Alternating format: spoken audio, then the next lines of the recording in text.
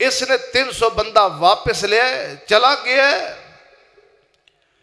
ابو جہل اور لشکر دے لوگ آگے بڑے، دوسری طرف نبی علیہ السلام نو اطلاع ملی ہے، اے محبوب جی یہ جڑا ابو جہل اور لشکر مکے چو نکل آیا ہے۔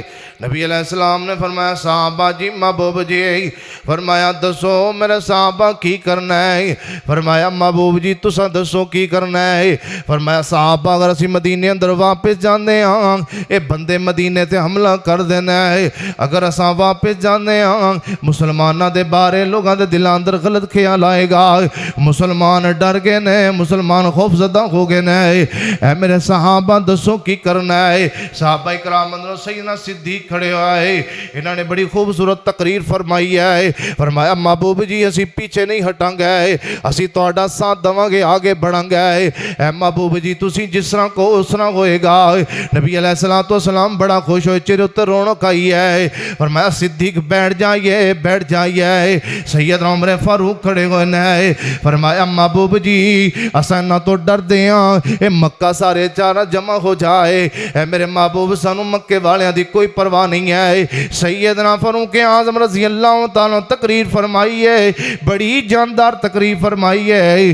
سیدنا عمر فاروق تقریر تو فارغ ہوئے، نبی علیہ السلام نے فرمایا عمر بیٹھ جائیے، فرمایا صحابہ رائے دیجئے کیا کرنا ہے؟ سیدنا مقداد بن اسود کھڑے ہوئے، فرمایا محبوب ہم موسیٰ علیہ السلام کے حواریوں کی طرح نہیں ہے، فَاذْهَبْ أَنْتَ وَرَبُّكَ فَقَاتِلَا إِنَّا هَاهُنَا قَاعِدُونَ۔ اللہ کے رسول ہم اپنی جان مال بچے اولاد قربان کر دیں گے، آپ کے اشارے پر ہم اپنا سب کچھ تن من قربان کر دیں گے۔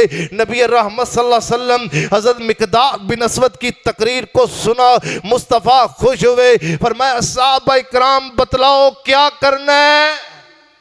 ابھی دوبارہ پوچھا، انصاری سمجھ گئے نبی علیہ السلام دا اشارہ انصاریاں والے، کیونکہ نبی علیہ السلام جو مکے جو مدینے آئے سی انصاریاں نہ معاہدہ آیا سی کہ مدینے کوئی لڑے گا تسی ساڈا ساتھ دو گے۔